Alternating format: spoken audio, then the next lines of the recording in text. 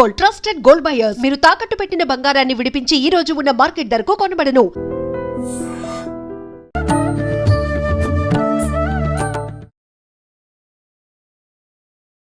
నమస్కారం, welcome to I dream. ధర్మ మార్గం విత్ విజిత కార్యక్రమానికి స్వాగతం. ప్రస్తుతం మనతో పాటు ఉన్నారు ప్రముఖ ఆధ్యాత్మికవేత్త మాడుగుల శివప్రసాద్ గారు. ఇప్పుడు గురువు గారితో మాట్లాడి మరిన్ని విషయాలు తెలుసుకుందాం. నమస్కారం గురువు గారు. ఆశీర్వచనం తల్లి. గురుగారు, ఆషాఢ మాసంలో మన తెలంగాణలో బోనాలు చాలా ఆడంబరంగా, అట్టహాసంగా, ఈ మాసం అంతా కూడా చాలా కోలాహలంగా ఉంటుందని చెప్పాలి. అంటే ఇది ప్రాంతీయ ఆచారమా లేకపోతే ఏంటో తెలియదు, కానీ ఎక్కువగా తెలంగాణ ప్రాంతంలోనే బాగా హడావిడి చేస్తూ ఉంటారు, నెలంతా చేస్తూ ఉంటారు. మిగతా ఏ పండుగలు చూసుకున్నా మనకు నవరాత్రులు అయినా 9 రోజులే ఉంటాయి, ఏ పండుగ అయినా 1 రోజు 2 రోజులే. కానీ ఈ బోనాలు మాత్రం నెలంతా. అసలు ఎక్కడి నుంచి వచ్చింది బోనాల ఆచారం అనేది, ఏంటి అదంతా కూడా తెలియజేయండి. శ్రీ మహాగణాధిపతయే నమః. ఐం మహాసరస్వత్యే నమః. శ్రీ లలితాంబికాదేవియే నమః. బోనాల పండుగ ఆషాఢమాసం. ఆషాఢమాసంలో బోనాల పండుగ అనేటువంటిది ఒక్కో ప్రాంతంలో ఒక్కొక్క భాష మాట్లాడుతూ చేస్తున్నారు, అంతేగాని ప్రతి చోట కూడా ఉన్నాయి. గ్రామ దేవతలను ఆరాధించుకోవటంలో భాగంగా చేసేటువంటివి ఇవి. బోనం అంటే ఏమిటి? అమ్మవారికి భోజనం పెట్టటం అనేటువంటిది ముఖ్యంగా ముందు. ఇవి ఈ ఆషాఢ మాసంలో ఏమి అనేటువంటిది చూసినప్పుడు ఎలా వస్తుంది అంటే, మనము ఆషాఢ మాసములోనే భూమాతను మళ్ళీ మనం ఒకసారి సేద్యం చేసుకొని తొలకరి వానలు అనేటువంటివి పడేటివి చూసుకొని, ఇత్తనాల ఏకాదశి రైతులకు తొలి ఏకాదశి అని వస్తుంది. ఎందుకు? ఇంతవరకు పంట కోసేసి ఇక్కడ మళ్ళీ మనం ప్రారంభించటం అనేటువంటిది ఒకటి వస్తుంది. ఈ ఎండాకాలం అంతా అయిపోయిన తర్వాత వర్షాలు పడటం అనేది జరుగుతుంది జూలైలో. ఎప్పుడైతే జ్యేష్ఠ మాసంలో వర్షాలు అవి పడతాయో ఆషాఢ మాసంలో అప్పుడు ఖచ్చితముగా ఈ భూమాత, భూమికి సంబంధించినటువంటివి, వరాహ లక్ష్మీదేవికి గుప్త నవరాత్రులు అనేటువంటివి కూడా ఈ సమయంలోనే వస్తాయి.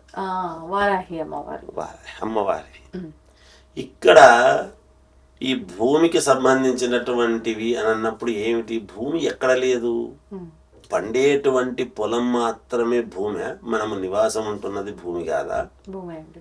మనము ఇల్లు కట్టుకున్నది భూమి కాదా?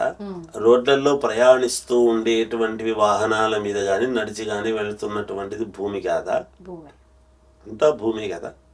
అయితే ఈ గ్రామ దేవతలను ఆరాధించుకోవటం అనేటువంటిది ఉన్నది ఇక్కడ ఈ ఆషాఢ మాసంలో. ఎందుకు ఈ ఆషాఢ మాసంలో గ్రామ దేవతలను ఎక్కువగా ఆరాధిస్తాము అనేటువంటిది ఒక ప్రశ్న మనం వేసుకుంటే, ఇప్పుడు ఎండాకాలంలో భూమి విపరీతమైనటువంటి సూర్యరశ్మి వేడికి భూమి అంతా కూడా చాలా వేడిగా ఉంటుంది.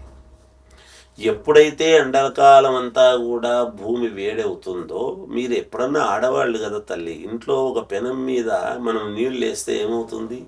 వేడిగా తయారవుతాయి.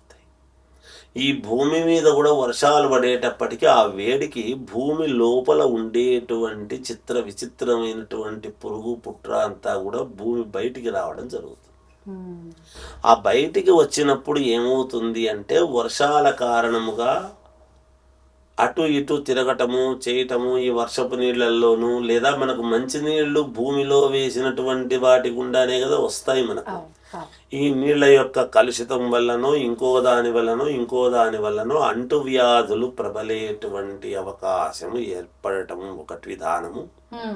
ఈ పురుగు పుట్ర అక్కడ వాలి ఇక్కడ వాలి మనుషులను కుట్టి చేసి దానివల్ల వచ్చేటువంటి కొంచెం ఇబ్బందికరమైనటువంటి పరిస్థితులు.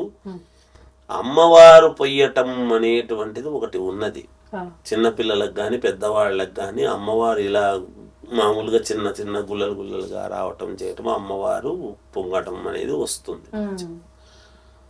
అలా చూపించేటువంటి విధానాలు ఉన్నాయి గతంలో. అందువలన అమ్మవారి యొక్క అనుగ్రహము గ్రామము మీద, ఒక గ్రామములో ఏదైనా ఒకరికి వచ్చింది అంటే అందరికీ రావడం మొదలయ్యేది. అలాంటివి రాకుండా ఆరోగ్యపరంగా బాగుండటము కోసము, గ్రామ సంరక్షణ కోసము గ్రామ దేవతలను పూజించుకోవటం అనేటువంటిది ఆచారముగా వస్తున్నది. ఈ ఆచారాన్ని ఏం చేస్తాం, మన ఇంటి దగ్గర నుంచి అమ్మవారి గుడి వరకు తీసుకువెళ్ళటం అనేటువంటిది, ఈ బోనము అనేటువంటిది ఎవరైతే మేము నిష్టగా బోనాన్ని ఎత్తుకుంటున్నాము అనేటువంటి ఆచారముతో తీసుకుపోయేటువంటి వాళ్ళు ఈ అమ్మవారి కోసం చేసేటువంటిది కదా, పరమ పవిత్రముగా కొత్త కుండ, నేను బంగారు బోనము వెండి బోనము ఇవన్నీ మనం పెట్టుకుంటున్నాము కానీ అవి కాదు, కొత్త మట్టి పాత్రలో బోనం అనేటువంటిది తయారు చేసుకొని ఇక్కడ వీళ్ళు ఏం చేస్తున్నాం, మనం ఇంటి దగ్గర నుంచి అక్కడికి తీసుకుపోతున్నప్పుడు ఎటువంటి అపవిత్రత అనేటువంటిది రాకుండా వాస్తవానికి పూర్వమంతా కూడా ఇలా నీళ్లు చల్లుకుంటూ కింద నీళ్లలో నడవటం అమ్మవారి గుడి వరకు అనేటువంటిది ఒక విధానం, ఒక రకంగా. ఇంకొక రకంగా ఈ తప్పెటలు తాళాలు వాళ్ళు వీళ్ళు మరి అందరు సంతోషంగా కదా గ్రామం అంతా కలిసి చేసుకునేటువంటివి కదా. ఇంట్లో గ్రామ పెద్దలు ఎవరైతే ఉన్నారో వాళ్ళు వస్తున్నారు అనేటప్పటికీ వాళ్ళు బోనం అందరూ తీసుకొస్తున్నారంటే వాళ్ళు అందరూ కలిసి తలా బోనం ఎత్తుకునేసి దాంట్లో ప్రముఖులు ఎవరో ముందు ఉండి, లేదు ఇలా పూలు చల్లుకుంటూ పిలిచకపోవటమా చేయటమా, లేకపోతే నీళ్లు పోసుకుంటూ నడుచుకుంటూ వెళ్ళటమా, ఇలాంటి దీంతో వెళుతూ ఉన్నప్పుడు ఇంకా కొంతమంది ఈ పులివేషాలు అవి పోతరాజు అని ఉంటాడు. ఈ పోతరాజు ఎవరు అనేటువంటిది వచ్చేటప్పటికీ ఈ బోనం ఎవరైతే ఎత్తుకొని వెళ్తూ ఉన్నారో వాళ్ళ యొక్క వెనక ముందు పుట్టినటువంటి వాళ్ళు ముందు అంటే ఇక్కడ మనకు ఏం ఆచారం చెప్తున్నాం, మనం రాఖీ పండగ నాడు వస్తేనే అన్నకు రాఖీ కట్టడము తమ్ముడికి రాఖీ కట్టడము కాదు.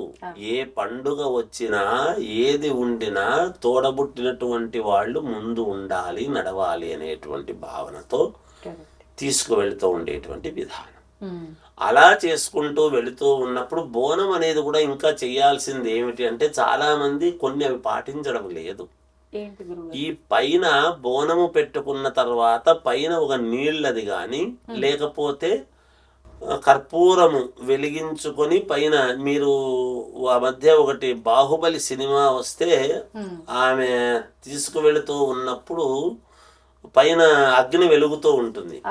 ఈ అగ్ని వెలగడం అనేటువంటిది ఎందుకు పైన వెలిగే తీసుకువెళుతున్నారు అంటే పైన పశుపక్ష్యాదులు ఎప్పుడైతే ఎగురుతూ ఉంటాయో ఇది మలిన అపవిత్రమవుతుంది తీసుకువెళ్ళేటువంటి బోనం.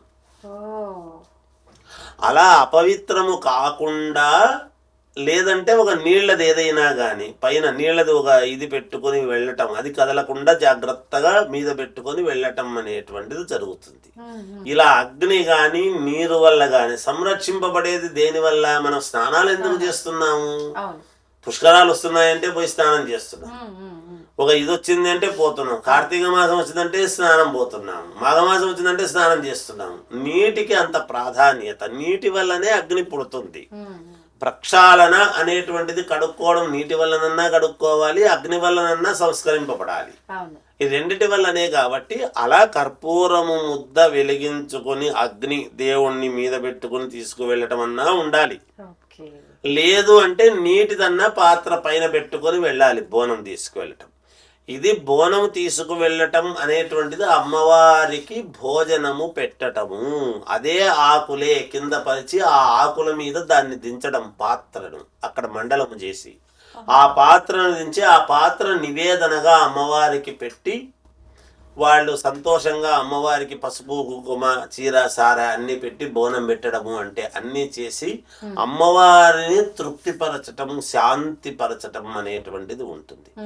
ఈ బోనం అనేటువంటి విధానము ఎక్కువగా అమ్మవార్లకు రుద్రరూపమైనటువంటి అమ్మవార్లకే ఉంటాయి. రౌద్రముతో ఉండేటువంటి అమ్మవార్లకే పెడతాం. ఆమె శాంతించటము కోసము. శాంతి దేనికి? ఆమె శాంతిస్తేనే కదా మనందరినీ చల్లగా చూడగలుగుతుంది.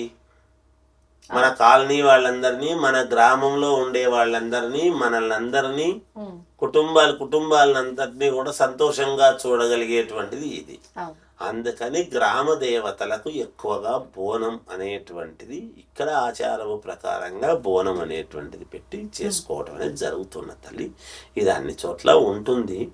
ఒక్కొక్క చోట పేరు పిలిచేటువంటి విధానాల్లో తేడా ఉండవచ్చు. ఇప్పుడు ఈ బోనం వండే విధానం, ఆ నైవేద్యం అదంతా కూడా గురుగారు, కొంతమంది తీపి పదార్థం వండుతారు, కొంతమంది పసుపుతో అన్నం వండుతారు, కొంతమంది నార్మల్ గా పప్పు వేసి అన్నం వండి పచ్చిపులుసు అని చెప్పి తీసుకెళ్తూ ఉంటారు, రకరకాలుగా తీసుకెళ్తూ ఉంటారు. అసలు విధానం ఏంటి కరెక్ట్ గా? ఎలా వండినా అన్నం భోజనం వండటం అనేటువంటిది ముందు వాళ్ళందరూ కూడా ఇల్లు కూడా శుభ్రముగా అలుక్కుని చేసి చెంది బోనాలు వస్తున్నాయంటే ఇంట్లో శుభ్రత చూసుకుని చేసుకొని కొత్త పాత్ర కొత్త కుండ అనేటువంటిది తీసుకుని దాంట్లో పెట్టుకుని తీసుకువెళ్ళటం. కొంతమంది మజ్జిగ అన్నము తీసుకువెళతారు, కొంతమంది నిజానికి వండటము దాంట్లోనే వండాలి, కాకపోతే వేరే పాత్రలో దాంట్లో తీసుకొని పోవటం అనేది జరుగుతుంటుంది. సౌకర్యాన్ని బట్టి చేస్తారు. ఏదైనా అనుకూలంగా నిష్టగా చేయటం అనేది చేస్తారు. అమ్మవారికి ఎవరు చేసినా అందరు అట్లాగే చేస్తున్నారు, బాగా జరుగుతాయి. ఇంకా పెట్టడం అనేటువంటి విషయానికి వచ్చినప్పుడు అమ్మ ఏమవుతుందంటే పప్పు అన్నము తీసుకువెళ్తారు, లేకపోతే మజ్జిగ అన్నం తీసుకువెళ్తారు, పెరుగన్నం ఎక్కువ శాతము పెరుగన్నము, ఉల్లిగడ్డ. ఉల్లిగడ్డ అందుకే ఉల్లి చేసిన మేలు తల్లి చెయ్యదు అనేటువంటిది. మామూలుగా దైవారాధనకు ఉల్లిపాయలు వాడరు కదా, అంటే గ్రామదేవత కాబట్టి వాడొచ్చా? ఆమె శాంతము కోసం అన్నమాట, చల్లదనము చల్ల ముద్ద అనేటువంటిది చేస్తారు.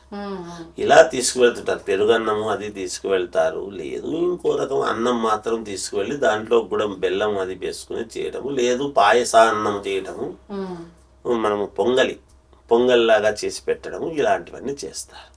సౌకర్యాన్ని బట్టి అనేక రకాలుగా వాళ్ళ సౌకర్యాన్ని బట్టి చేస్తారు. శాఖ కూడా పోస్తారు కదా గురుగారు, అంటే కొంతమంది నీళ్లు, కొంతమంది కళ్ళుతో అంటూ ఉంటారు. అవన్నీ ఇక్కడ ఏమవుతున్నాయంటే అమ్మా, అక్కడ గ్రామదేవతను సంతృప్తి పరచటానికి చేసేటువంటి విధానాలు. గ్రామదేవత పేరు చెప్పి కొంతమంది మన వాళ్ళు చేసేటువంటివి కొన్ని ఉంటాయి, అవి కొంచెం ఎక్కువ అనవసరం. ఏది చేయాలనో అంతవరకు చేస్తే సంతోషం. వీళ్ళు సంతోషంగా చేసుకునేది అమ్మవారి పేరు చెప్పి సంతోషం. ఇప్పుడు మనకు ఉత్సవాలు వచ్చినాయి, బ్రహ్మోత్సవాలు వచ్చినాయి అని చెప్పి వీడు ఏదో కళ్ళుపాకలకు పోయి తాగి వచ్చి అమ్మవారి రోజులు కాబట్టి నేను ఎగురుతున్నా అంటే అది కాదు అక్కడ కావాల్సి. అట్లా ఎక్కడ చెప్పలేదు. అమ్మవారికి సమర్పించినప్పుడు మనము సంతోషముగా ఎగురుతూ ఆనందంగా తప్పెట్లు కోలాహలంతో చేసుకోవాల్సినటువంటి విధానంతో వెళ్తారు. అంతవరకు చేసుకోవచ్చు. చాలా చక్కగా వివరించారు గురుగారు, ధన్యవాదాలు. జయోస్తు. తవ్వండి, తవ్వుతూనే శివలింగం సరే దాన్ని అట్లా కప్పేసేయండి, చూపించదండి. మూర్తి పూజ కాదు, సాక్షాత్ బ్రజేంద్ర నందన భగవాన్ ఉన్నారు మూర్తిలో. ఏమీ ఆశించకుండా ఆరాధించే వాళ్ళు కూడా ఉన్నారా ప్రభుజీ? నిజమైన భక్తి అంటే మనకు తెలియదు కాబట్టి